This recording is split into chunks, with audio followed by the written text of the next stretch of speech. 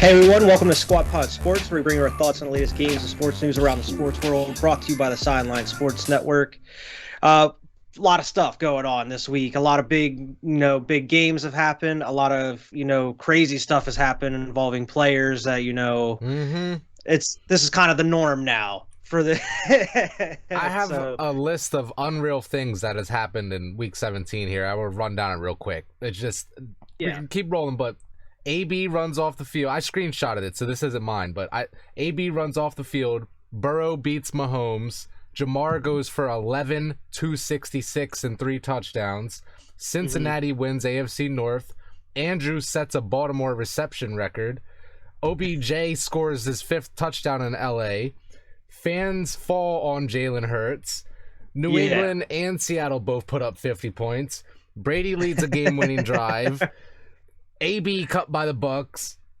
Russ throws 4 touchdowns. Lance gets his first W. Denver, Cleveland, Miami eliminated. I was like, holy shit, man. Like, it just seems like so much happened this week, and it's unreal, I feel like it's going to even, I don't know about, the player craziness, but I feel like it's going to get wilder even through the next couple weeks, going into these playoffs. Because, we'll be talking about the season finale that's coming up here this weekend before we get into the actual playoffs in 2 weeks. But we'll also talk about the NBA, the NBA hot and not list, as well as, some other NBA news, the bias bubbles, and of course, this crazy sports stat fact of the podcast. So, we'll hop right into all the games. We didn't have any Thursday night games this week, which, I know that they were terrible games. We make fun of them because they always schedule weird games on Thursday, but man, I miss having a Thursday night football game. Yeah, it's really nice to have an extra day of football, regardless if it's a shit game or not. I want to see some football regardless. Yeah, absolutely. So we had a huge slate of Sunday games. So much that it was hard to keep up with NFL Red Zone. NFL Red Zone had their work cut out for them. But we'll get. There's a couple games, that they didn't even really show too much. There was one game on here that I didn't see at all. So we'll hop right into the first one here: Falcons and the Bills. You picked the Falcons in this one. I think it was just because you wanted the Bills to lose, right? I really, really wanted them Bills to lose, and I knew it was a bad pick when I picked it, but I thought, hey, maybe the Falcons, Matt Ryan, Kyle Pitts, maybe they put up a valiant effort, but it wasn't enough. They only played 2 quarters of football, so it really wasn't enough for them, Yeah. So the Bills are just romping on them. Kyle, the bright side for Atlanta was Kyle Pitts now has over 1,000 yards for a touchdown. I think that's the first. We'll talk about that later, but that's the first time that's been done in a long time. But the Bills, man, Josh Allen was rolling. He only had 120 yards, 3 interceptions in this game. But he was running the ball. He did run the ball. He had 81 yards on the ground, 2 touchdowns. Finally used another running back as well. Singletary had 110 yards and 2 touchdowns. Finally. That's the performance I've been looking for out of Singletary all year because I drafted him. Exactly. And I cut him by now. It seems like they weren't even really using him him or Moss the past couple weeks. They were using him for a big portion of the first 6-7 games. And then they just, for some reason, I think it was after the bye or something, they just kind of changed and it was weird. Right. Exactly.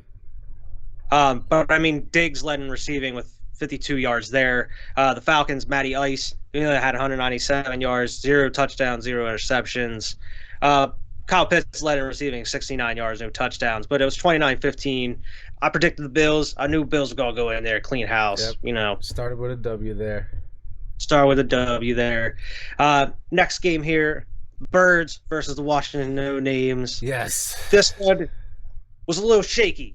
Had me a little, on edge for the most part. The Eagles, for some reason, like to not start really playing until either the second quarter or the second half. Yeah, it was but they were able to come out with it there. Yeah, they were letting Washington do whatever they wanted there in the first half. The second half completely flipped the script on them. They couldn't really do anything in that second half, and then it was just kind of the Eagles trying to, get in that position.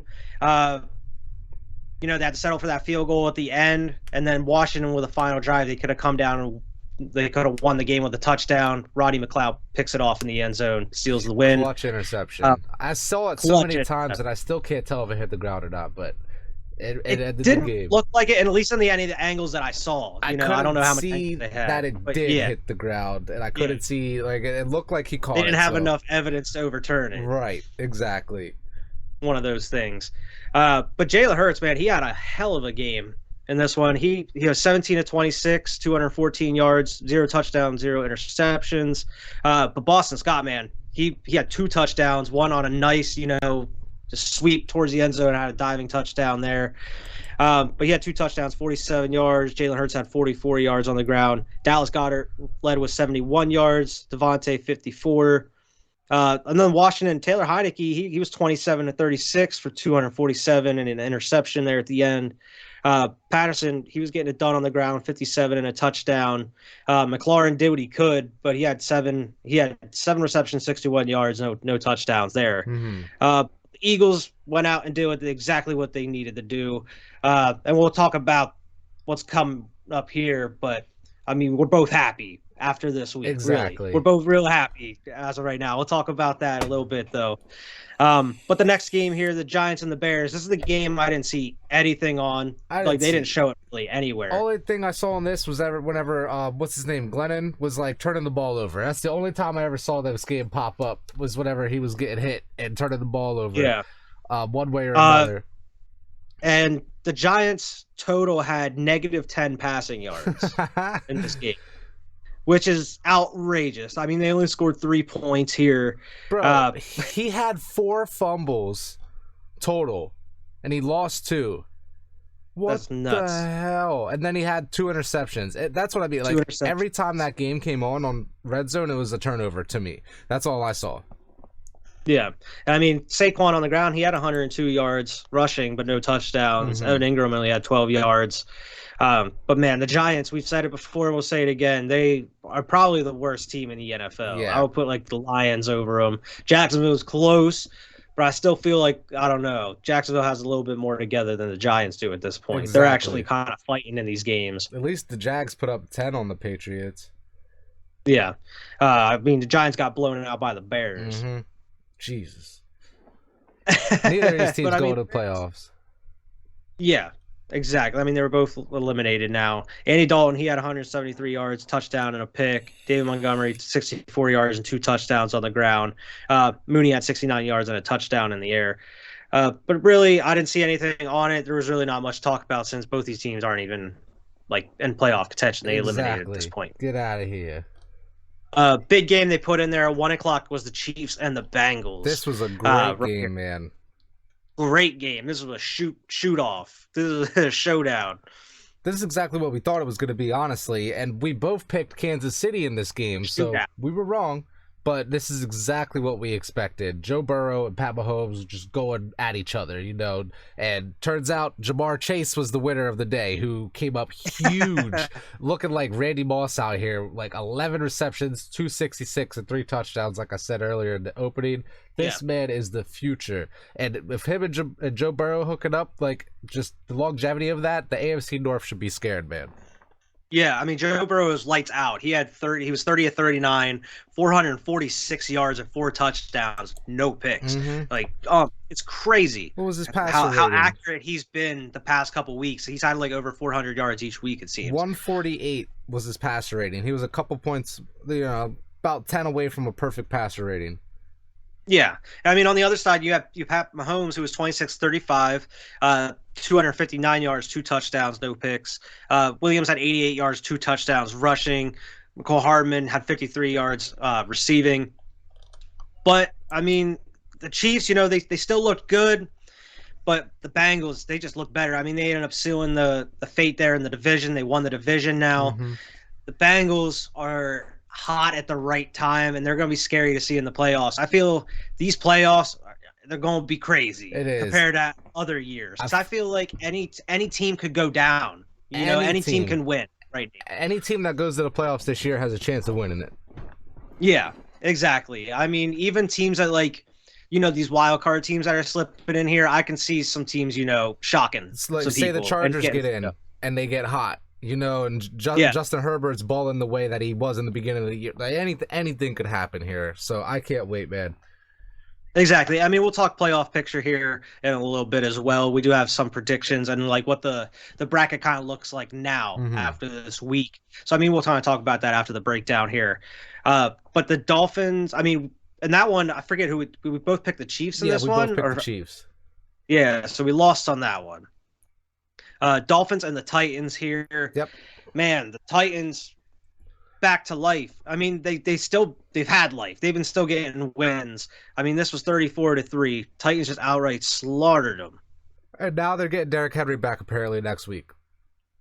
He's practicing tomorrow. Yeah. On Wednesday. So apparently. Now they have Deontay Foreman going out here putting up 132 yards and a touchdown, but you're getting Derrick Henry back. Oh shit. He's got an 8-week break, so he's nice and rested. Even though it was an injury, he's super rested. And you gotta think Jesus. He's probably not playing this weekend. No. It's looking like the Titans are gonna win this next week and get a 1 seed. So I mean, he's 1 seed. So he'll have a couple weeks of being active and actually practicing with the team just to for that first game back. You know, he's gonna be running on people. So I mean, that makes the Titans look even more scary. Right. So I mean, who knows what they've kind of hit that wall there in the playoffs these past couple of years. So who knows? Maybe little baby will break through it. I'd say they probably have the best chance to make it to the Super Bowl, especially with the acquisition of Derrick Henry joining the team there. You know, so and Julio's off reserve now. Exactly, apparently. They're getting healthy at the right time. So watch out for them Titans. I did pick the Titans in this one. You picked the Dolphins. I did. That was a terrible decision. And now the Dolphins, like you said before, are eliminated from the playoffs. Yep. It was all hype. 7 straight wins. Now you're gone. Get out of here. 1 loss and you're out of the play. Get the fuck out of here. Out of here. Ryan Tannehill, though, he was 13-18, 120 yards, 2 touchdowns, no picks. Foreman on the ground, he's been holding it down, 132 yards and a touchdown for him. Hilliard had a touchdown as well, 45 yards. A.J. Brown, 41. And no touchdown through the air. Dolphins, Tua, he had a 205 yards and a pick. Really not too much going on with them Dolphins. They only had 3 points, so not really too much to talk about them. They got the beat down from Tennessee there. Yeah. The Raiders and the Colts here. Man, what is happening with these Colts? This was a great game, They were so hot for a minute. This was a great game. I mean, the Raiders were able to come back and win it. It seems like they're so shaky as well. They're kind of a worse Chargers in a way. You know how the Chargers look so great and then, have these bad moments. I feel like there's more bad moments than good moments for the Raiders. Yeah. But, they're still middle of the pack. I don't know how to explain it any better than that. But they were able to pull out a couple good wins this season, including this one against the Colts, who, they haven't solidified being in the playoffs. They haven't clinched a playoff berth yet. They're fighting still. Yeah. And the Colts beat the Patriots. So, I mean, what's that say about the Raiders? But I think the Raiders, like I said, I don't know if they'll make the playoffs. I know we'll get to that. They have a very slim chance. They need some things to fall their way. Yeah. But even if they make the playoffs, I don't think they're going to be much of a threat to anybody that is up there already solidified in their slot. So Derek Carr had a good game. Only 1 touchdown, but he still had a great game. Jonathan Taylor as well balled out like normal, over 100 yards rushing and a touchdown. The Colts, I would love to see them miss the playoffs just because they're a team that I don't really want to see in the playoffs, Yeah, because a team like that with Jonathan Taylor who can run all over you, that's going to be valuable in the playoffs. Exactly. But Derek Carr, he was 255 for a touchdown, and 2 picks. Josh Jacobs, 63 yards and a touchdown for them. On the Colts side, man, Carson Wentz, 148 yards, a touchdown. He didn't have a pick there. Jonathan Taylor had over 100 yards and a touchdown, and they still didn't win. That broke that streak there that we mentioned, I think, last week or the week before, where every time that he was over 100 yards, they ended up winning. But when he didn't, they lost, but broke it this week. Exactly. Good win for Oakland. I don't know what the future holds for either of these teams, but I really hope the Colts lose next week just so we could see some crazy shit. We'll talk about that. But I think I picked the Colts in this one. Did we both pick the Colts? Yeah, we both picked the Colts. Okay. Next one here. Patriots, Jaguars. Dropped a 50 burger on them. Yeah, we whooped that ass. But this was the get-right game we mentioned. The thing about this is, I wouldn't have wanted it any other way. This is exactly the type of response that a team on a 2-game losing streak that's expected to be in the playoffs needs to put out there. On a shit team, run up the fucking score. We put 21 points up in the second quarter, man. Mack Jones was balling, okay? Balling. 22 of 30 for 227 and 3 touchdowns. Bro, and then we had the bull Ramondre Stevenson on the ground with 107 and 2 touchdowns, even though Damian Harris was doing his thing too, man. The Patriots he had 2 touchdowns. Looking nice. And I know it was the Jaguars, but they were looking nice. They didn't fumble any shit around. They didn't play no bullshit with this game. They got out there and they did exactly what they needed to do and whoop that Jaguar ass, man.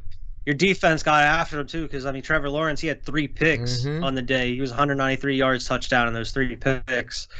They weren't able to get anything going. They were able to put up 10 points, but that's it. You guys dropped a 50-burger on them. 50-burger on them and locked up the playoffs, baby. So we're in. Clinched the playoffs. We're in. You're in. Already better than last year.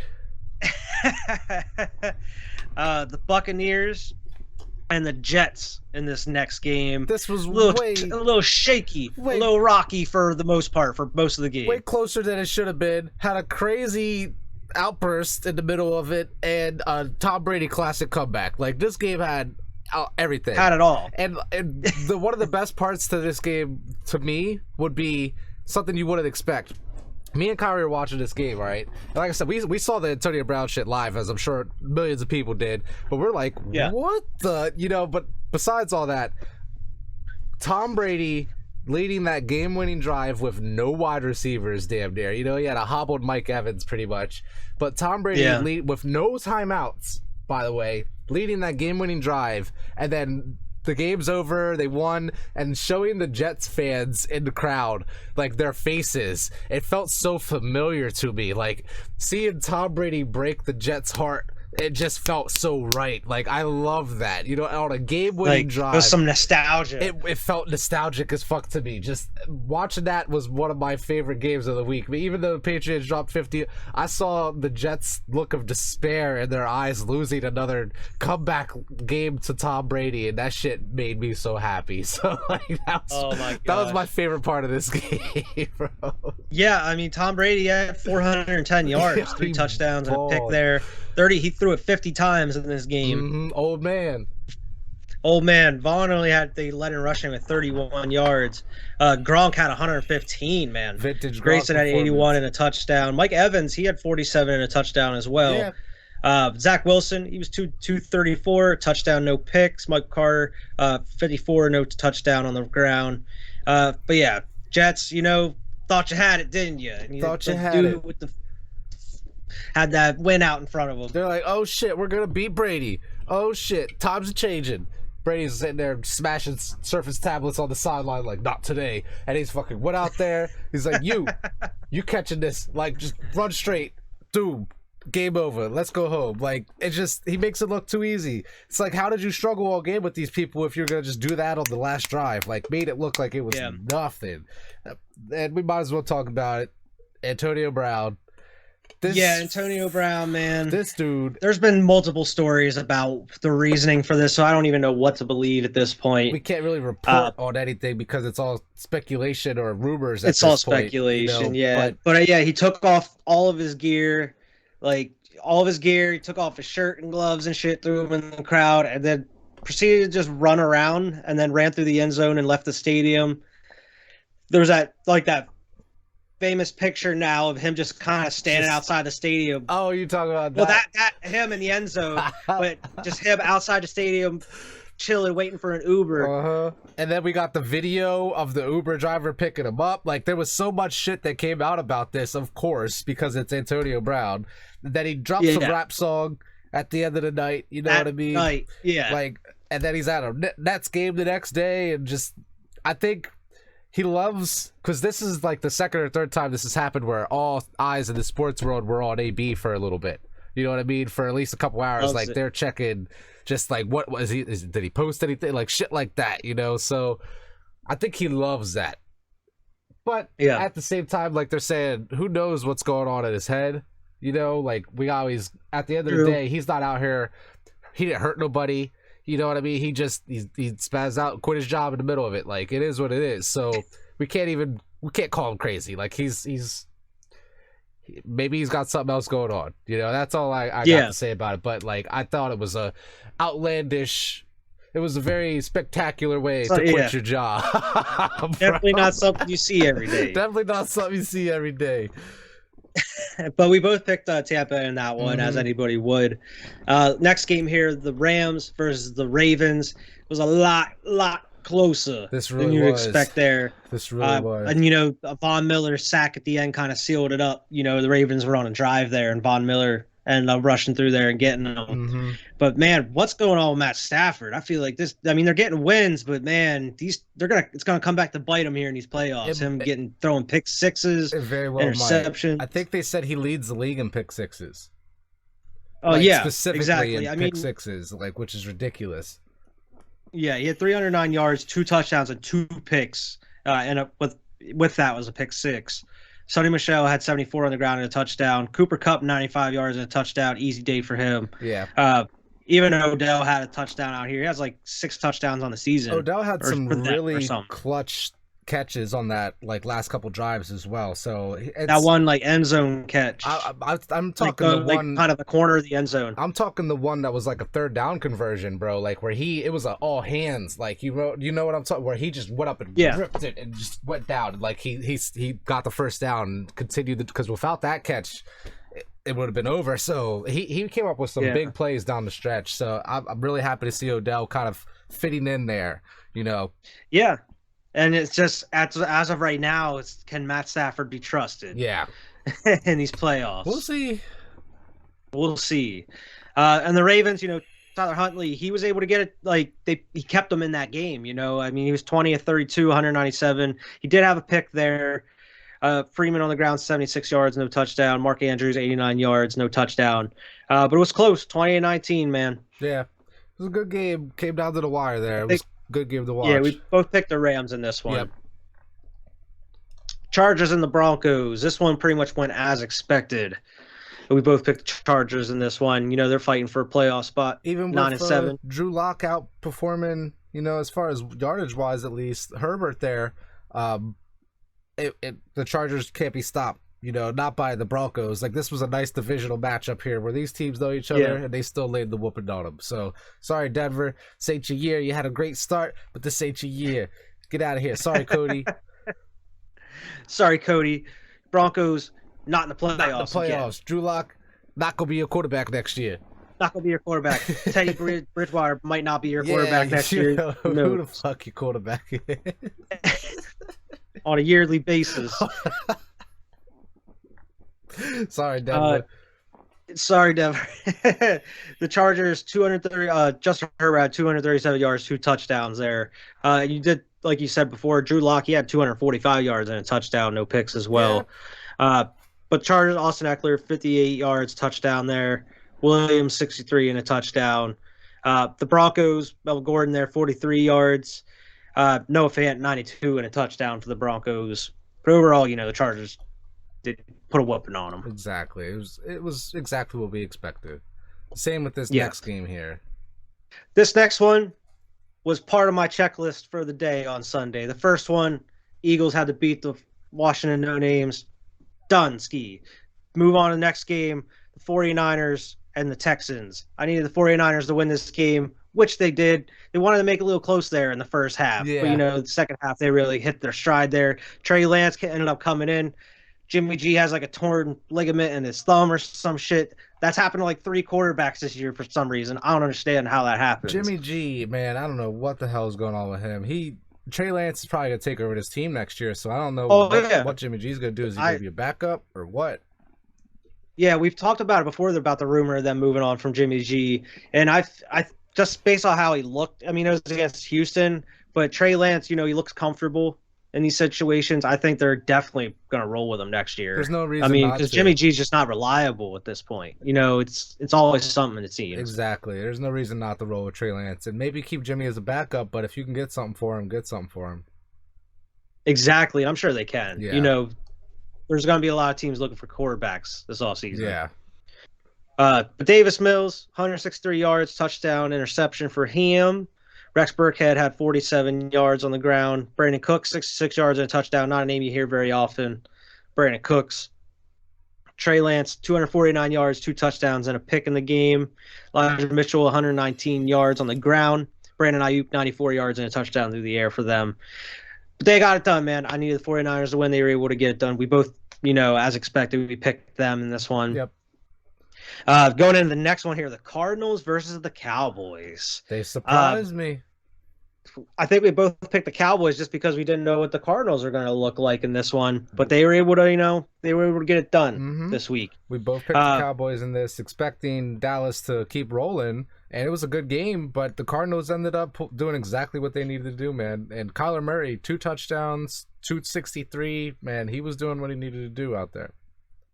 Exactly. And I mean, the Dallas, they started kind of mounting a comeback, and then Dak, unfortunately he gets these turnovers. I think they had that fumble.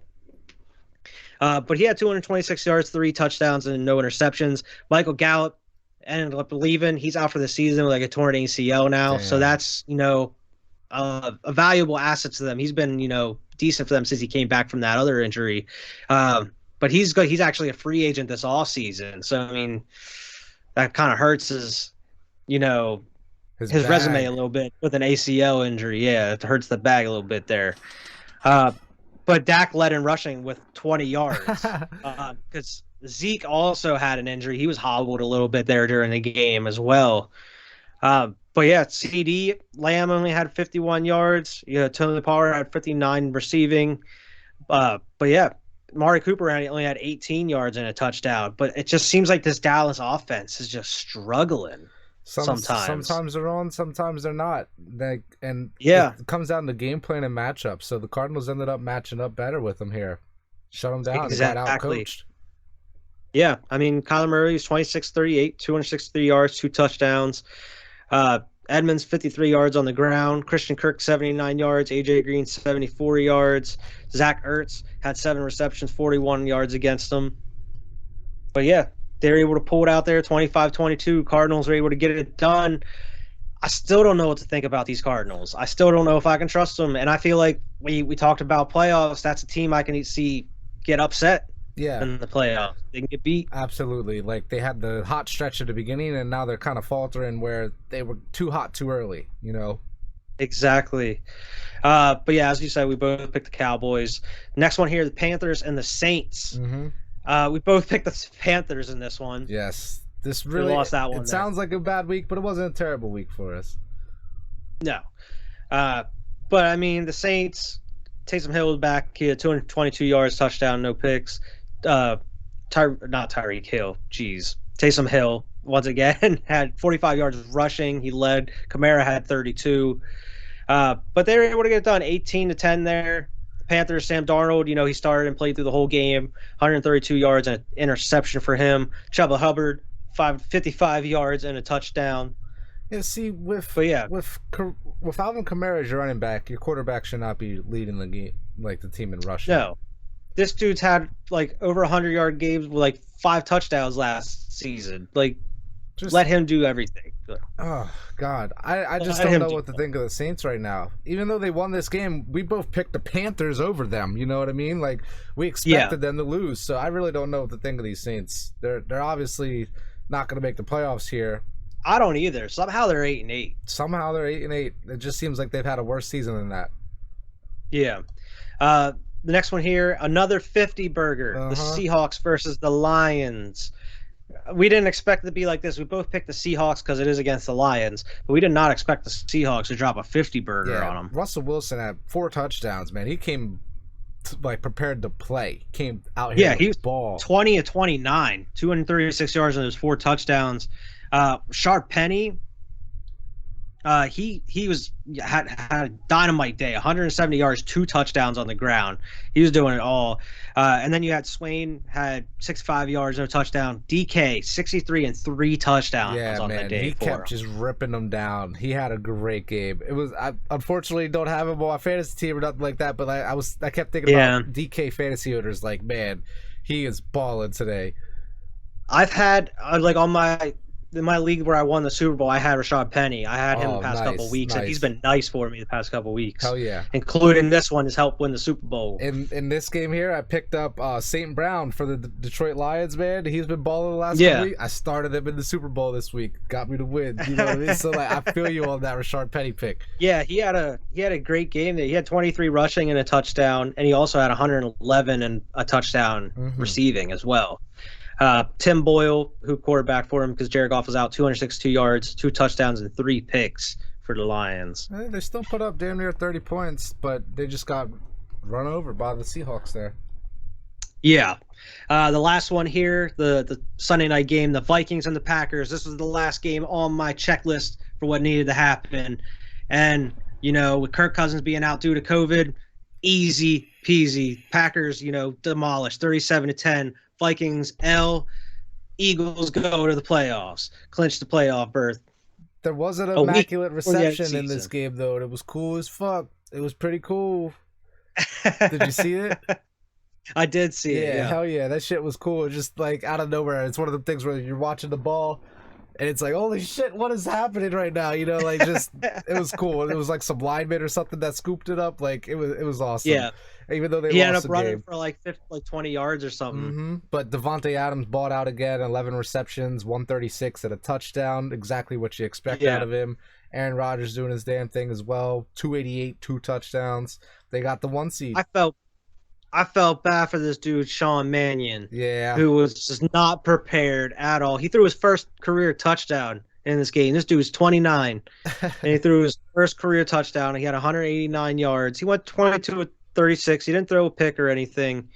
But yeah, I mean, that was a terrible situation for him. I mean, Justin Jefferson, he still ended up with 58 yards.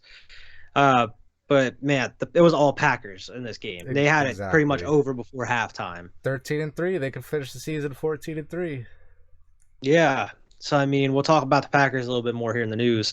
But Monday night's game, the Steelers and the Browns, this was, apparently Big Ben's last home game at Heinz Field. For Pittsburgh. It seems like he's going to ride off in the sunset. He's going to retire after this season. Is it against the Brownies? And the Brownies will be the Brownies. Baker Mayfield just looked so unhealthy all night, man. And we see now the next day he's going for surgery, but like you could tell he wasn't himself. TJ Watt. Yeah, he just wasn't himself the whole game. Even in the first quarter, he's throwing ducks. Just you could tell, man, it just wasn't right. So I didn't expect much out of him. I did pick Pittsburgh in this game.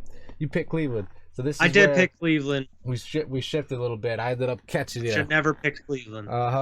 But yeah, Baker, he only had 185 yards, 2 touchdowns, 2 picks on the day. Nick Chubb, he only had 12 carries for 58 yards. They should have leaned on him. They should have. Like, it was a close game for the most part through like the first half. They should have just leaned on him. They would have been able to.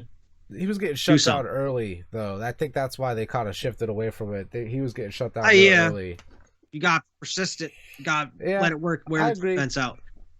Especially the passing game wasn't working. Right. But yeah, I mean, Peebles, he had 76 yards receiving. Jarvis Landry, 43 yards. But Big Ben, he had 46 attempts, 123 yards, a touchdown, and a pick. Man, I was not expecting to see 123 yards after seeing 41 or 46 attempts at passing. Yeah, I mean, he was 24 of 46. This classic Big Ben right there, you know what I mean? Classic Big Ben. Najee Harris had a great game, though, so at least that's 188 yards. He had a touchdown for him. But yeah, I mean, they were able to get a nice home win there to go it out for Big Ben. They do have the last game away. But it was a nice way to go out at home for Big Ben. Absolutely. Before he retires. Before we get into our Week 18 predictions, the season finale, we want to kind of take a look at the playoffs as of right now. Because, I mean, the playoff bracket, there's a couple different things that could change after this week, but there's only a couple different teams that could flip-flop. Right, so we know pretty much who's going to play who. Exactly. So as of right now, it's looking like the Packers are going to have that bye week. They're going to get the 1 seed there. The Titans have that 1 seed in the AFC as well. In the AFC, you're looking at a Chargers and the Chiefs matchup, which was they had a matchup a couple times this year. I forget how. I think were they 1-1 each? I don't remember, to be honest with you. I don't remember, to be honest. But that should be a damn good game, especially if the Chargers are rolling into the playoffs here. I could see the Chiefs. Chiefs going Chiefs in the playoffs. They're going to get in that one though. I think the Colts and the Bengals.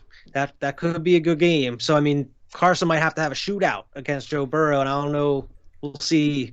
Might have to lean on Jonathan Taylor, maybe get a lead early. Oh man, Colts and the Bengals. I feel like that would be a bloodbath. I feel like the Bengals would jump all over them.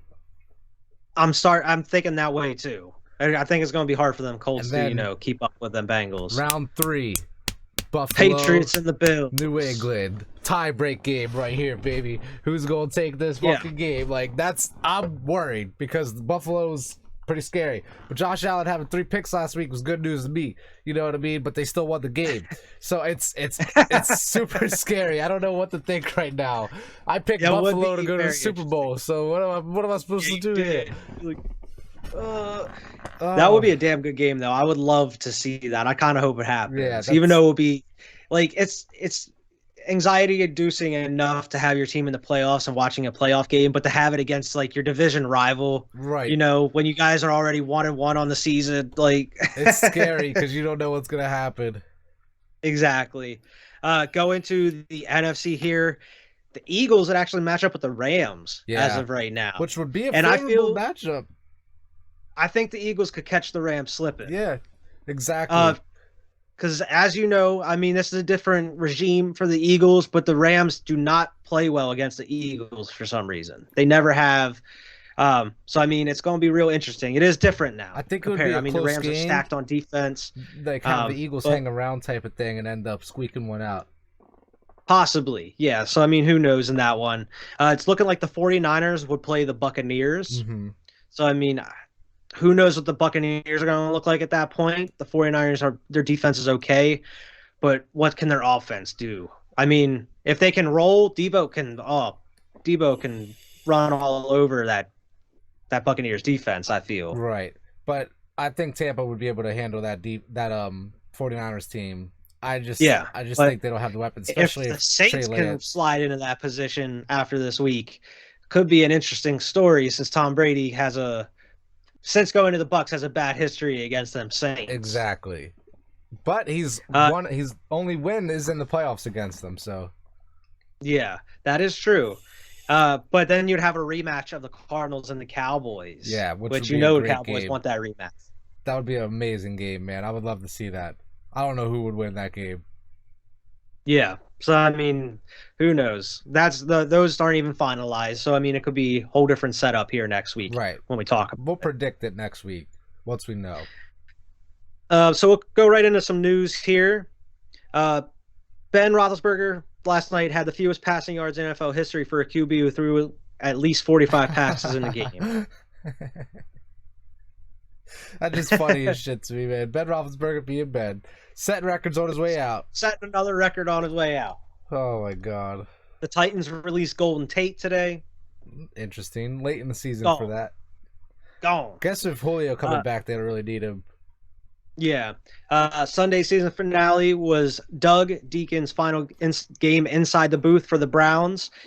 He had a 50-year career as a player, radio color analyst, and exemplary ambassador for the organization. Damn, man. He's riding off in the sunset. Riding off into the sunset.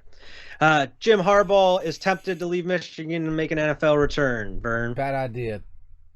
Bad idea. Stay in college. Stay in college. He's got some shit he's established there. He finally beat Ohio, and now you're going to jump to the NFL, man? Is that all? It seems like that's all he wanted to do. That's literally all he wanted to do. It took him 6 years, and he finally did it. Now he's like, all right. He's like, I won my Super Bowl. I'm going. I'm going back. Go back, baby. $40 you need me? They're like, no, we're good. We're good. No, you see our coach? You see our coach? We're good, bro. We got a nice young coach. Maybe you can go coach Jacksonville. Jacksonville will make the same mistake twice.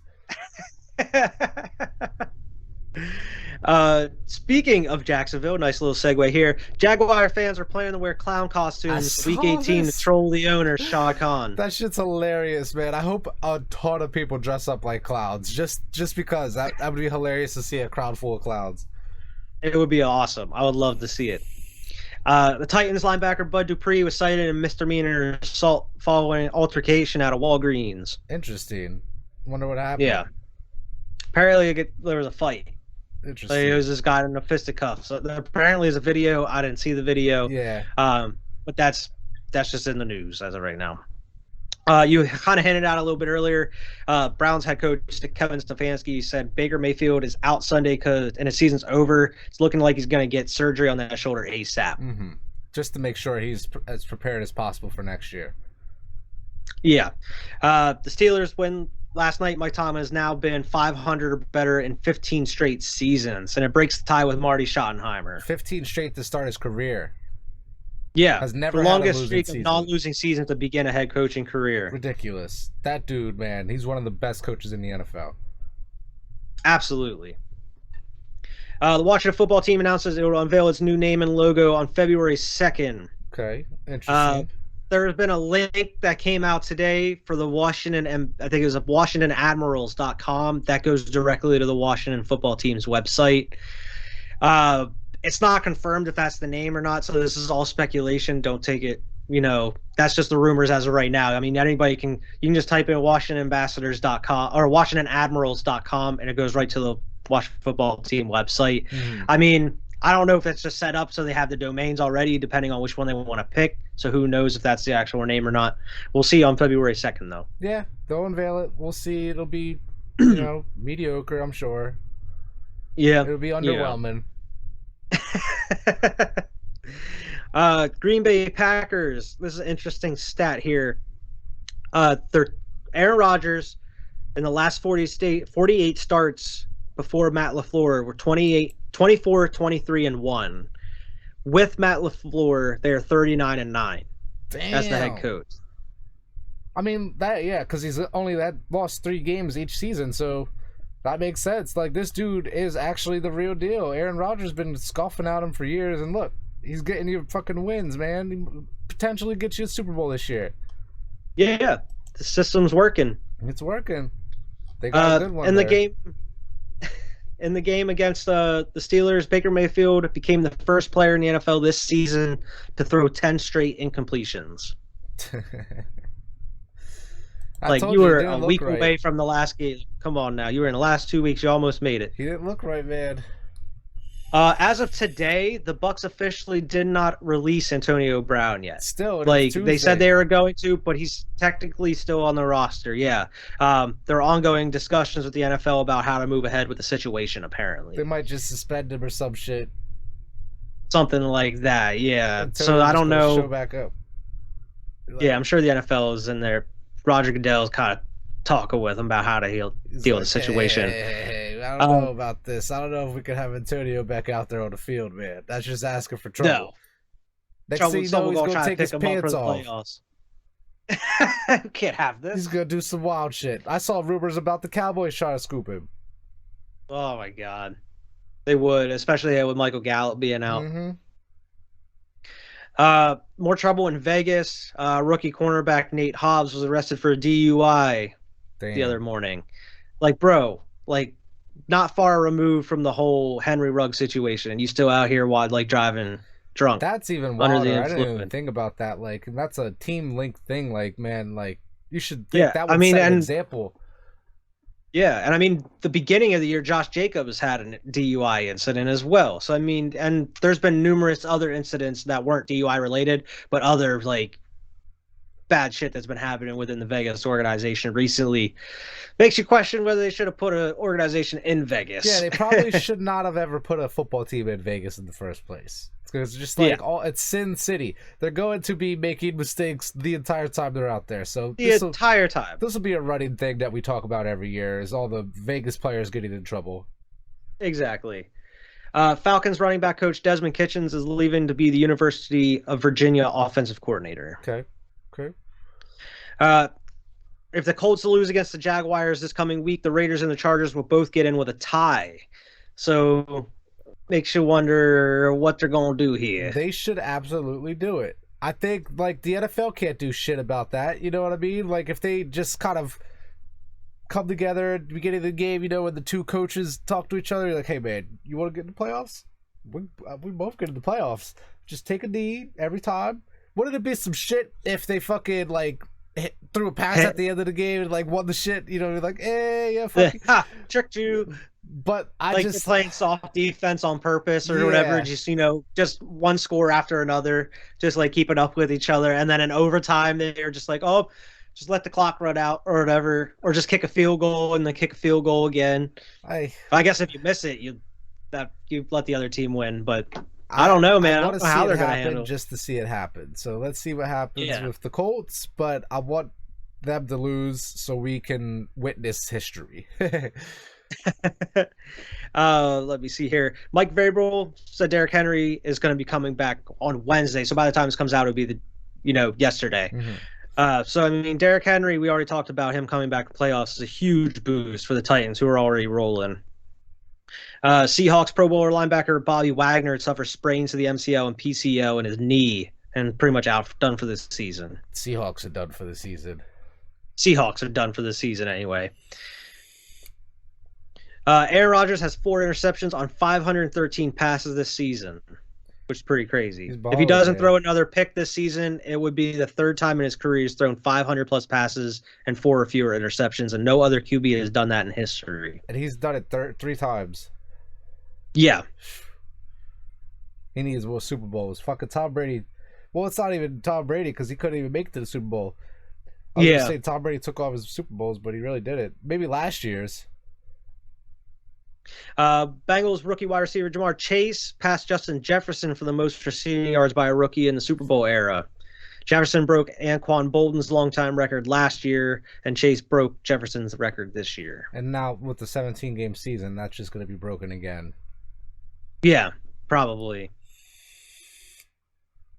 Packers wide receiver Devontae Adams, 6th player in NFL history with 600-plus receptions, 8,000-plus yards, and 70-plus touchdowns in his first 8 seasons. Devontae's the man. We talked about it. Can't cover there with Jerry Rice, Randy Moss, Calvin Johnson, Larry Fitz, and Marvin Harrison. Elite company. Yeah, absolutely. Elite quarterbacks. Former Giants tight end Scott Simonson posted on Twitter that David Gettleman is an atrocious GM and not a good person, in my opinion. The fact he's had this much time to not be good at his job while deciding others' fates and indebting one of the most and historically respected franchises embarrassing, and also a strong example of karma existing. So he's out here roasting the GM of the Giants. We'll see how long he got a job in New York. They're not doing well at all, man. No, not at all. Cowboys cornerback Trayvon Diggs has given up over 1,000 yards into his coverage this season, most in the NFL. Mm-hmm. Apparently, it's like a. He also has the most interceptions. Season. All them interceptions are masking how bad of a season he's actually having.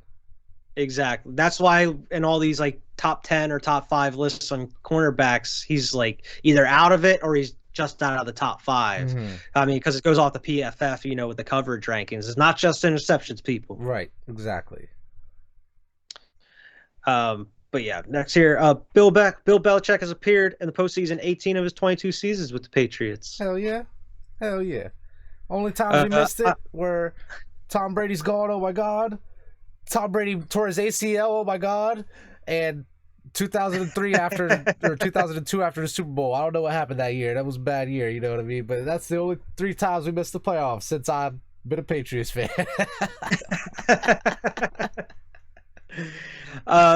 Trevor Lawrence since November has 2 touchdowns and 8 interceptions. Yeah, it was bullshit. He actually got a touchdown against us. I saw there was some record I was kind of irritated about that. They were like, "Oh, it's the first touchdown Trevor Lawrence has thrown in 7 weeks," and I'm like, "God damn it!" Of course, now gotta put a 50 burger on him now. Fucking keep running up the score on these assholes, but it is what it is. Trevor Lawrence, I see him in commercials and shit. I don't think he's gonna be the best quarterback out of that class. So. We'll see where the future holds, but for now, people talk about Trevor Lawrence. They won't be talking about him in 4 years. We talked about it a little earlier. Here's the official stat. Kyle Pitts is the first rookie tight end to get over 1,000 yards in 60 years since Mike Ditka did it. Damn. Yeah. Since Ditka was the last rookie tight end to get over 1,000 yards 60 years ago.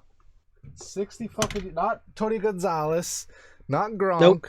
Not even Aaron Hernandez, who was balling when he came. Like, this dude, Kyle Pitts, who lines up at wide receiver. The quietest 1,000-yard season I've ever seen. When I was watching that game, like, seeing him line up way out, way out, is just crazy to me. And I know Gronk does it sometimes too. But lots of tight ends do. But it's just, he's so slender. You see it a lot with him. He's pretty much just a wide receiver. He's so slender. He looks like a wide receiver. He don't look like a tight end. Yeah. The Panthers, all indications are saying the Panthers are going to be keeping Matt Rule for the third season. Makes sense. I don't see why they would get rid of him right now. Just had a bad year. A lot of injuries. And here it is. The Chicago Bears are primed to have a new head coach for the 2022 season, are expected to begin a search for Matt Nagy's successor after Week 18. About time. And we still have that up on the board here. Jags coaching. Doug Peterson, head coach. Matt Nagy, offensive coordinator. Let's see if it happens. Book it. We have it written down. Patriots and safety Adrian Phillips agreed to terms on a 3-year extension. Hell yeah. $12.75 million and a max of $14.25 million, including $7.25 million guaranteed. He was talking about Boston, about this is a town built on football, and this is what I want to be. Like, he was just hyping shit up, and I was like, hell yeah, man, we're glad to have you here. We're glad to have you. You know, I'm just, hell yeah. Like, I'm really happy about that. Great player. Former NFL player and head coach Dan Reeves, who during his 38 years in the league participated in 9 Super Bowls, had the third most for an individual. He passed away at 77 the other day. So RIP to Dan Reeves. Yeah, I did see that as well. Russ, as a quote from Russell Wilson, I know for me, I hope it's not my last game in Seattle, but at the same time, I know it won't be my last game in the NFL. Interesting. Preparing people, managing expectations. The Ravens and offensive lineman Patrick McCarry reached an agreement on a 3-year extension. Okay. So let me see here. Aaron Rodgers had only thrown an interception on 1.3% of his career passes, which is the best in NFL history. Not surprising. Crazy. Keeping on Aaron Rodgers, he had a quote that said, on retiring after this season, he said, I wouldn't rule it out. I think that I'm just enjoying this season for this season. I think that playing next year will definitely be in the thought process, though. Yeah. So, I mean, he's thinking about all options. Exactly. Pretty much what Tom Brady does every offseason. Jace Kelce. Exactly. We'll see what happens. Ask me in March or April. Yeah. Adam Thielen is out for the rest of the season with undergoing ankle surgery. Vikings were eliminated after losing to the Packers anyway. So, I mean, exactly. They might as well. Off season. Right. Yeah. You got a longer off season there. But that's all I have as far as NFL news. I did have something. I'm going to save that for your bias bubble, though. I got a couple things for you, though. So we can go right into our Squad Pod Sports Week 18 NFL picks, brought to you by the Sideline Sports Network here. We actually got some Saturday games. No Thursday games, but we got Saturday games. No Thursday games once again. But Saturday games, we got the Chiefs and the Broncos at 4:30 here. I'm gonna roll with the Chiefs. I think this is a pretty easy one. The Broncos ain't really playing for anything. The Chiefs can still possibly get a 1 seed, so I have complete faith in them coming out and balling on these Broncos. Yeah, I mean, Chiefs are 10-point favorites anyway, so I'm definitely rolling with those Chiefs. I don't see the Broncos even coming close to winning this game. Right. And then for some reason, you got the Eagles and Cowboys game that was flexed to the primetime game on Saturday, where you might not even be seeing much of these starters for either of these teams. Right. I mean, the Eagles, I think this was strategy because immediately on Monday they had like 10 players. I'll talk about that a little bit that went on the COVID reserve. So, I mean, it's kind of interesting that they put these guys on COVID reserve because after they come out, they don't have to test for 90 days, which is pretty much the whole postseason. So these guys don't have to worry about testing and leaving at all unless they have symptoms or something for the whole, if they, how long they go in the postseason.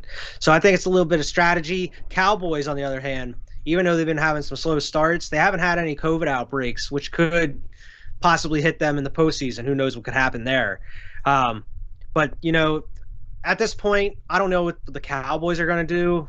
the Eagles have the kind of, I mean, with the moves they've been making here with the COVID stuff, it seems like they're not going to be playing starters at all. Probably be the Gardner Minshew show most of the game. But if anything, I could see the starters maybe playing like a couple drives, maybe the first quarter or something, if that. Yeah. I'm rolling with Dallas. I think Dallas will end up pulling this out. It is in Philly, but like you're saying, the Eagles, you sent me that list, and like we'll see what happens, but I don't know how many players the Eagles are going to even field as far as like starters, you know what I mean? Looked like both of your running backs were on that list, or at least two of them were on that list there. Yeah. I know, like you said, a lot of them I mean, the thing is with that though, all those players on there could be cleared by Saturday. Could be. So I mean, they're saying. So, I mean, they could come back and play if they had to, but, I mean, I don't think they're going to be playing starters. Exactly. Even though Dallas is 7-point favorites, even though if both these teams don't play starters, I'm rolling with them Eagles. You roll with Philly? I'm rolling with Philly on this one. Gotcha. Because I think Gardner Minshew's the backup quarterback for Philly is going to outplay the backup quarterback for the Dallas. Gotcha. No matter who else is in there. I mean, who knows what's going to happen. But if it's, you know, I don't see the starters playing, so I'm going to roll with them Eagles on that one. And it's in Philly, too. So I'm going to roll with the Birds. Gotcha. Going to the Sunday games, Bengals and the Browns here. Cincinnati are 3-point favorites. Definitely rolling with the Bengals. Only 3-point favorites. That's surprising. I don't know if that's because of, like, they can still get a 1 seed, I think. So, like, they might as well ball out. So I'm rolling with Cincinnati I don't know if they'll be resting or not. There's no way the Browns are beating them. Yeah. So I'm definitely going with the Bengals. That should be the lock of the week. The Packers and the Lions here. Green Bay are 2.5-point favorites. I'm guessing they're expected to be resting starters, and I'm guessing they will be. But Matt LaFleur said that he doesn't like giving the team 3 weeks off or over 2 weeks off. You know, if they rest their starters this week, have the bye week next week, and then, you know, play the next game. So my guess is they'll probably play the starters for a little bit, but I'm still going to roll with the Packers. Yeah, absolutely. Even in Detroit, I'm rolling with the Packers on Jordan this one. Love's going to come out here and ball. Exactly. Maybe not ball, but he's going to do enough to beat these fucking Lions. These two-win Lions. Yeah. The Bears and the Vikings here. Minnesota are 2.5-point favorites. I'm going with the Vikings. Is Kirk Cousins back? He should be. I'm going with Chicago. You going with Chicago? Okay. Because this is the last week, and I need to have some type of disparity here where I beat you. So we're tied up right now, as you see. 161 and 85 are our records, and I need that leg up on you. So I'm going to go with the Bears in this one. All right. Washington and the Giants. I'm going with Washington. They're 6.5-point favorites. I'm going to go with Washington as well, just because I don't trust the Giants. Even though I think this is a game either of these teams could lose, realistically, Washington's much more talented, even though they're only a six-win team. The Giants are not the same Giants from even half a season ago, so I'm absolutely rolling with Washington. Okay. So the next one here is the Colts and the Jaguars. Colts are 15.5-point favorites. Yeah. I'm going with the Colts in this one. As much as I want to see the scenario we talked about play out, my brain's telling me the Colts are going to win this game, so I'm picking the Colts. Yeah. Steelers and the Ravens here. Baltimore are 5.5-point favorites, and it's in Baltimore, I believe. You know, I don't know the status of Lamar in this one, but Tyler Huntley has been playing pretty decent lately. He has been, but I know I talked shit on them Steelers a couple weeks ago, saying they're going to finish 8-1. But I think they win this game now. I think Ben Roethlisberger's trying to go out like, shit, if they could make the playoffs, that would be crazy. He's like, I wasn't expecting that, you know? So, like, that would be awesome to see the Steelers just at least make the playoffs in Ben's last year. So I'm going to put Steelers winning this game over Baltimore. I'm going to pick the Ravens in this one. Interesting. I'll roll with the Ravens. Be a little different on that one. Titans and the Texans here. I'm going to go with the Titans. Yeah, even if they rest they're going to want to keep that one spot.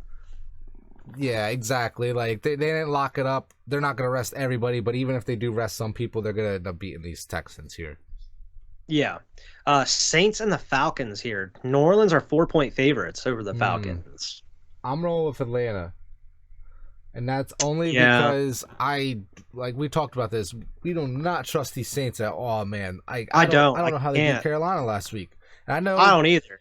It was like 0-0 for a minute. Right. This is one of those situations like, oh, look what just happened. You pick Carolina, the Saints. I don't care. I'm picking the Falcons. The Saints, I have no faith in. I have zero faith in. Less than the Falcons right now.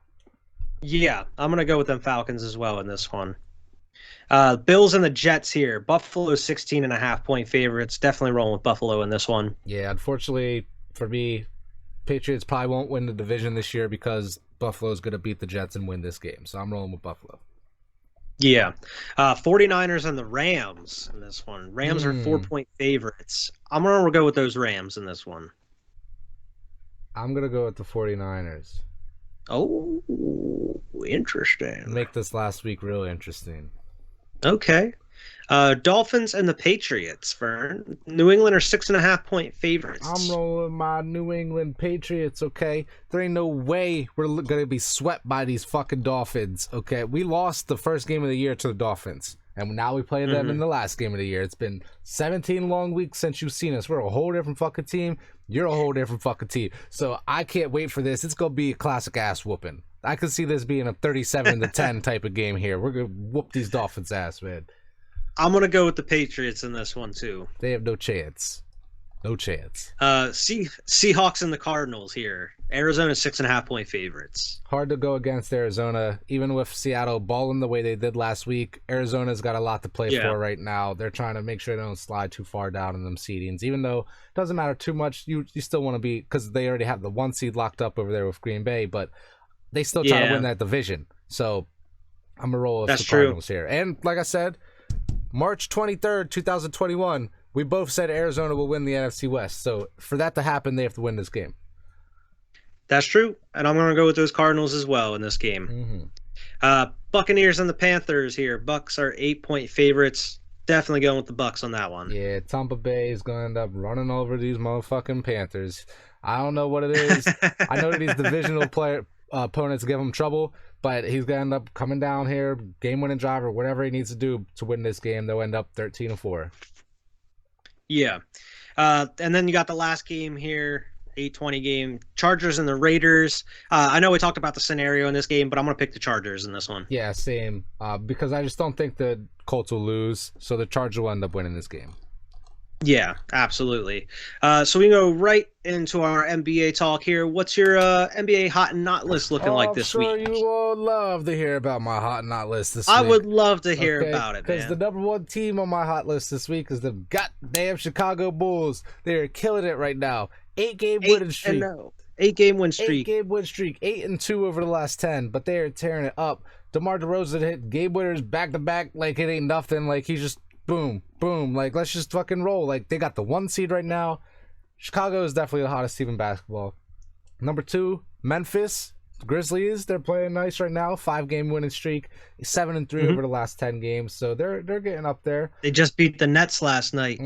Huge win for them. And then I had Philly in my third spot here. They're on a 4-game winning streak. I know they had a kind of shaky like last month there, but they're 6-4 over the last 10 here. They ended up putting together a good couple wins just based off of Embiid monster right now. Exactly. Based off of this last week. I know the Warriors should be up here, but they're only on a 2-game winning streak, but they're 8-2 over the last 10 as well, but I didn't put them on here. I just wanted to mention them. They're tied for that first spot there with the Suns. And then for my not list. Now, everybody say it together. Houston Rockets. they're on a 8-game losing streak. 1-9 over the last 10. Business as usual. Don't got much to say about them, other than they're a staple on this list. And then I have Orlando on a 6-game losing streak. They're sliding as usual here. 2-8 over the last 10. And then the Indiana Pacers. 4-game losing streak. 3-7 over the last 10. They got to get the shit together. Get it together. Get your shit together. Get it all together. Put it in the bag. Get it together. That's the hot not list. That's it. That's all I got this week. Okay. I only had three on each because there ain't really too many teams streaking right now. Okay. We got some NBA news here. Trae Young the other night had 56 points, 14 assists, and he went 17 of 26, 7 3-pointers, and 15 of 15 free throws. 50-some he joined points Oscar and 14 Robertson. Rebounds? Yeah. 56 points, 14 assists. Oh, assists. But that's even crazier because you would think he's the one getting the giving people assists. You know, as far as like they pass him the ball, he shoots it, and he had 50 some points and still had 14 assists. That's crazy. Yeah, he joined Oscar Robinson, Michael Jordan, Tony Parker, Russell Westbrook, and James Harden as the only players to ever have 55 and over 10 assists. I knew Russ was going to be on that list. Optimism that Golden State Warriors Klay Thompson is going to make his return versus the Cleveland Cavaliers on Sunday. Awesome. It's going to be great to see him back. And I know Steve Kerr said we mess around bringing him off the bench. He's starting when he comes back. Yeah. This was a pretty crazy story, similar to the Antonio Brown story.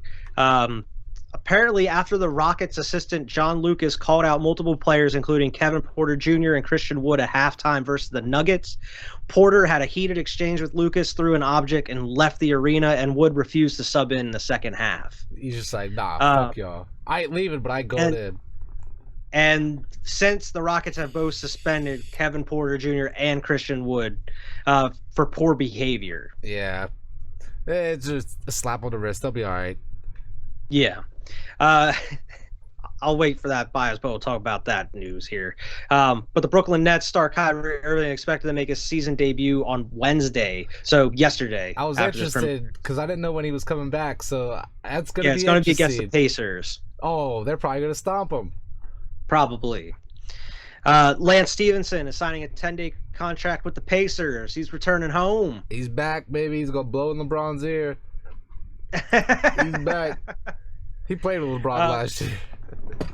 Kevin Love had his first 35 and 10 games since 2017. Damn. He was 35 points and 11 rebounds and 4 assists. Hell yeah. Has he got better body language out on the court now? He's actually the first Cavalier to have a 35-10 game off the bench since 1975. Holy shit. Yeah. God damn. That's all through both LeBron eras.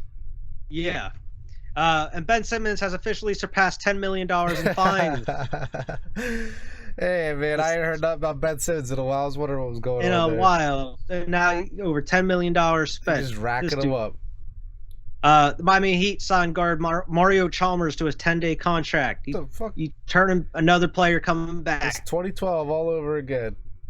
Yeah, and I haven't seen any news on it today, but last night Jimmy Butler left with an ankle injury. He had to be helped off the court. I mean, hopefully Jimmy's all right. He's one of my favorite players. Yeah. But it's not looking good for those Heat right now. Hopefully everything's all good with him.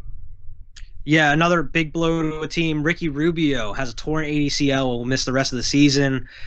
Tough break for these Cavaliers who were rolling for a minute, and Ricky Rubio was a big part of that success for them. That's why they reached out. Well, I'll cover that in my bubble here, but they ended up making a trade to help him out there a little bit. Yeah, exactly. Isaiah Thomas, who you guys let go off that 10-day contract, he's signing with the Mavericks. Yep. See what happens. It'd be nice to see him in that blue jersey there, so I'm glad he's still got a shot at the NBA. Yeah. And Steph Curry has now surpassed 3,000 career three-pointers. Yeah, I saw a quote the other day where he said something about, now every three I take will be another record setter. Here on, for the rest of my career, every three I take. He ain't even done. He ain't close to done yet. He ain't nowhere near done. Nobody ever breaking this record that he's going to be. He's going to play for years still, man. Years. He's probably got 5-6 years left in him at this level. So who knows what happens, man? But he might pass 4,000 eventually. Yeah. So I mean, Steph Curry, he's just a monster. Yeah. He's just out here breaking records, just like Bromby breaking records still. Right. I saw something weird the other day. LeBron is the youngest player to ever reach every 1,000. He was the youngest to 1,000, the youngest to 2,000, the youngest to all the way up to 36,000 points. He's the youngest for literally every single 1, 2, 3, all the way through 36. He was the youngest to each 1,000. In points. That's crazy. I was like, even the first, he was the youngest to 1,000, the youngest to 36,000. Just crazy. Damn, to me, man. That is nuts, man. But that's all the NBA news I have here. I don't have too much else. We can roll right into the bias bubbles here, man. Okay. What you got? I don't got too much here. We're on the basketball, so I'll roll with my Lakers. All I got to really say about the Lakers is Melo is coming along great. Like, he is playing great basketball right now. He's gelling. Like, I know we're missing AD right now, but we're kind of figuring things out. LeBron's been playing a lot of center lately. LeBron had a huge streak of... This was the first time in LeBron James' career that he had a 10-game streak of... a 10-game streak of 35 and 10 rebounds or something like that. I saw that. First time in his career, which was like, what the hell? Like, you've never done that before? He had a 40-burger the other night, which he's the oldest player since MJ to have a 40-point and 10 rebound game. He's going to be starting to set all these oldest player now to do stuff. Exactly. Records. Well, since MJ. He was, you know what I mean? MJ still got but pretty soon he's going to be that type of, like, start setting those type of records now. Exactly. But we're right there. We're close to being above 500. We're like treading water, trying to just not fucking trying desperately to stay alive right now. It is super early. I shouldn't be this worried about my Lakers. Got a whole another half of the season left. I'm so worried about my Lakers, man. But speaking of the trade that we were talking about, we ended up trading Rajon Rondo to the Cavs because of the Ricky Rubio situation. So, glad Rondo was here and won a chip with us. It's cool to have a player. Got Denzel Valentine, who you guys are like, nah, I'm good. Nah, cut. And you guys sent him to the Knicks in a 3-year deal with the Lakers and the Cavs for $1.1 million. Hell yeah. We just traded him for money. We sold him like a piece of meat. Get out of here. But anyway, I forget what I was saying. But the Lakers, they're doing great right now. I'm happy about it. I hope it continues. As for my Patriots, we made the fucking playoffs, baby. We made the playoffs. Hell yeah. We back. Hell yeah. We back. I know you happy about it too, because you made the playoffs over there in Philly. But we're back. Only a 1-year layoff. Back in the playoffs. Mack Jones, the real deal, man. I got a Cam Newton jersey. I love Cam Newton, but Mack Jones, the real fucking deal, man. This dude's the future. This dude's the future, I'm telling you. And it's at this point not a surprise to anybody. They expect, pretty much good football. Dip and dunk, just do what you need to do. High completion percentage, being safe with the football. I know the last few weeks were a little iffy for Mack Jones, but overall he's had a great season. I really hope he wins Rookie of the Year. He's a rookie. You expect some little downs here and there, but overall, dude, he's been amazing. Right. I don't know if he'll win Rookie of the Year. I hope he wins Rookie of the Year. It's probably going to be Jamar Chase. Exactly. Yeah. This motherfucker out here playing like Randy Moss. You have to give him the Rookie of the Year at this point. But apparently, we're going to either play Buffalo or Cincinnati in the first round of the playoffs, depending on how things shake out here. So we talked about this a little bit earlier with Buffalo being the most likely matchup. But even there's a chance that we could play Cincinnati if we slip down to a 7 seed, and I would hate that. So we need to beat these Dolphins this week. And we could still potentially get the 1 seed if the Bills lose, Chiefs lose, and the Tennessee Titans lose, which is not likely at all. We picked all 3 of them in our games just a couple minutes ago. But that's how the Patriots get a 1 seed, is if we win and then all 3 of those teams lose. So still, that'd be crazy if that happened. That'd be wild. That would be wild, but we could use that bye week. That's all I had though as far as my bubble there. Okay, before I started mine, I had 2 things for you here. Bill Belichick has 20 10-win seasons, tying him with Don Shula for the most all-time now. 20 10-win seasons. Holy shit. 20 10-win seasons. It's pretty crazy. Damn. And this is also the end of January 4th, 2000. This is the anniversary on the day Bill Belichick resigned as the head coach of the New York Jets a day after accepting the job. Mm-hmm. Pretty similar to the day your offensive coordinator over there. He took that job with the Colts. Yeah. He's changed his mind. He's like, you know what? Bill Belichick got further than Josh McDaniels did, though. He was there. He had a press conference and everything. Josh McDaniels, I changed my mind. I'm good on that. I'm just going to stick in New England, I'm glad he did. I also... go ahead, man. I was just going to say, now I'm hearing all these rumors again. Josh McDaniels going to be getting all these calls for a head coaching position. I don't see him leaving, man. I don't think he will, but it scares me every time I hear these rumors. Because he's still thinking, waiting for fucking Bill to retire. This is my team, man. I'm waiting. Bill's going to retire. Bill's retiring, and it'll be my team. And then Robert Kraft's going to make Bill's son head coach or some shit. Oh, my God. And he's like, fuck this. I'm leaving. You guys made me wait all these years. I could have been a head coach somewhere else. I could have been millionaire. I could have been making millions. I also had this here. Damian Harris has 857 rushing yards for you guys. If he hits 1,000, he'd be the first Patriots running back to hit that since LeGarrette Blount in 2016. Damn, yeah, we haven't had it's because we're a lot of running back by committee for years now. Yeah, that's what that's a how lot the of it's Eagles been. are, man. And that's honestly the best way to go about it. Yeah, I think. I mean, it's hard nowadays, especially with 17-game season. It's hard for one running back to do it all. Exactly. Not everybody can be Derrick Henry, and look, he got hurt. Fought like after a couple years of being amazing. He's been out for 8 weeks and still finished 6th in the rushing stats. Yeah, and then he's coming back for yards. Playoffs. Yeah, he's coming back. So it's just crazy to me that he missed literally half the season and still finished 6th in the final standings for rushing stats. Yeah, it's absolutely crazy, man. But my Bulls, number 1 in the East right now on an 8-game win streak, like you said, man. Mm-hmm. I couldn't be happier. DeMar DeRozan, Zach LaVine be balling. Zach Caruso, he's been out right now with like a hamstring injury, but he's supposed to be coming back here within the next week. We still got guys coming off the COVID list, so we still haven't been fully healthy here in this past like rolling. 8 games. We're still 8-0 right now. Right. But yeah, we're number 1 in the East. We're 25-10 right now. Looking good. I mean, and as far as that goes, apparently the Bulls have been calling and gauging interest for Jeremy Grant from the Pistons. Okay. You know, to add to the team. So I mean, they're looking to make a championship run here. Hell yeah! At this point, you have to. Your like own franchises expectations have risen now. You know, as far as like what you want to accomplish. Right, we need these pieces to win it. You know, this is what we think we need. Now, we already mentioned 8 games in a row. This is the first time Chicago won 8 games in a row since 2012. Damn. With Derrick Rose. Yeah, and Joakim Noah. Also, for them Bulls, DeMar DeRozan is the first player in the history of the NBA to win games at the buzzer on consecutive days. Like, I didn't know that. Yeah, and not only that, but like in separate years also. Technically, so, hey, yeah. What the hell? 2021, 2022. Larry Bird is the only other player, but it wasn't consecutive days, but consecutive games. Yeah, that he did. This dude did it consecutive days in 2 different years. It was pretty cool. Interesting note: Chicago Bulls. We signed Jordan Bell to a 10-day hardship, who the Warriors let go, and we actually drafted Jordan Bell and traded him to the Warriors for cash under bar packs. So it came full circle. We ended up getting him back, and I kind of hope we keep him because he played really well for the Warriors. I was surprised that they let him go. Yeah.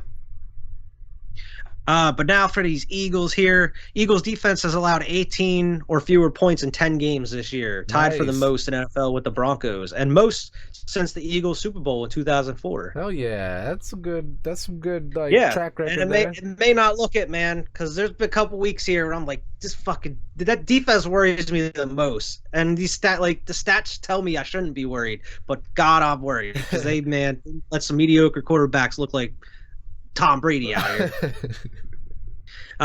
Next year, I said Davion Taylor is going to be out for the year, but he's also hopeful that Miles Sanders could come back for that wild card round. Okay, awesome. So there's still hope that Miles Sanders come back, and we would need him here. Yeah. Speaking of Miles Sanders, he's the only player in NFL history to start his career with 3 consecutive seasons of 750-plus rushing yards on 195 or less carries. Damn, so his yards per carry are up there. Yeah, and you know what's crazy? He has over that, but this year he hasn't had a touchdown yet. Interesting. Yeah, he has like 700 yards, but no touchdown. It's crazy. This is the first time since 1988 the Eagles won more than 1 game in the same season after trailing by 10 or more points after the first quarter, and it was against the same team. Against like one of your divisional opponents. Yeah, it was against Washington this time. But I thought that was pretty cool. Nick Sirianni became just the 4th rookie head coach in NFL history to start first season 2-5 and then end up with a winning record, joining Frank Reich, which is pretty interesting. You know, comes from Frank Reich, Mike Holmgren, and Mike Mularkey. And you know, Eagles clinched the playoffs. Hell happy, yeah. And we not only that, we clinched a winning season too. On top of it, after going 4 and whatever, we had 4 wins last year, man. terrible. And now as of right now, 9-7 in the playoffs. Possibly, if we beat Dallas, we have 10 wins on the season. 10-win season from 4 wins is huge, man. And this is supposed to be a rebuild year. Yeah. They were talking, the Eagles potentially going to have the worst record in the league. Okay, we in the playoffs. Yeah. Look, damage. And, man, I'm so excited for next year. We got 3 first-round draft picks to use. It's looking like it's Hurts season from now on. As of right now, we look like we're going to be rolling with Hurts on that rookie deal. So we have a lot of money to use other than those 3 draft picks next year. He's getting paid like not what he's, you know what I mean? Like you were saying, the Carson Wentz getting that extension was one of the big detriments to the last couple years of his era there, So, I mean, as of right now, next year, it's looking like we can actually build around Hurts and this defense and, possibly put a contender out there. Who knows? Absolutely. Because Jalen Hurts, he just keeps developing week in and week out. I've been impressed with him a lot here lately. I'm glad he didn't get smushed by that damn fans falling off the stadium, bro. Just Washington Stadium's trash. It's falling apart, man. They had 2 games this year where there was poop water spilling on fans. Water out. The Eagles released like the post game victory speech in the locker room, and it was in the visiting locker room, and it looked terrible. It looked like a rundown high school locker room, bro. It looked garbage. Ridiculous. But the last thing I have here, Jalen Hurts will be the youngest quarterback in Eagles history to start a playoff game. Oh yeah. Hurts is 23 years old. Donovan started had his first playoff game at 24 for the Eagles. Okay. But man, I mean, even though I'm not expecting the Eagles to do much at this point, nobody expected us to be here. We didn't expect to be here playing with house money. Let's go to try to fucking, wreck some people's seasons here. Try to make a run here. If we don't, we don't. It was still a successful season in my eyes, Bro, Mack Jones is 23 years old too. That's crazy. Yeah, so I mean, and the most important part, even if we lose, we get in all these young dudes like Devontae Smith wears jersey, and Jalen Hurts, all these young guys we picked up and have now playoff experience. Exactly. And that's the most important thing. Exactly. But that's all that I have for my bias bubble here. It goes to the crazy sports fact of the podcast. The Packers are the first team in NFL history to win 13 games in 3 straight seasons. First time ever? First time ever. The 1967-69 Oakland Raiders are the only other team in the Super Bowl era since '66 to win at least 80% of their games in 3 straight seasons. Holy shit. But yeah, they're the first team to win 13 games in 3 straight seasons. That's even more credit to the coach, man, to LaFleur. Like, that's crazy. I didn't know that's never happened before.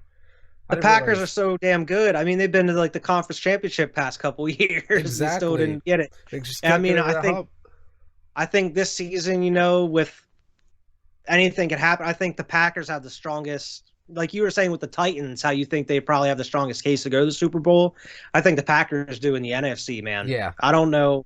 Absolutely. It's going to be hard because it's going to run through Lambeau, cold as shit. No matter what, it's going to go through Aaron Rodgers and the Packers. It's going to be hard to beat them, too. I could see Aaron Rodgers winning a Super Bowl. Who knows if he goes somewhere else? Who knows if he stays? Who knows if he retires, though? Right. It's anybody's guess. This year, he has a very good chance of winning the Super Bowl. Yeah, absolutely. So that's the show this week. Make sure to like and subscribe. Make sure to go follow us on Twitter. We didn't reach 1K by the end of the year, but that's okay. Let's try to get to 1,500 or 2K by the end of this year. Yes. Let's go to That's the new goal. By the end of 2022.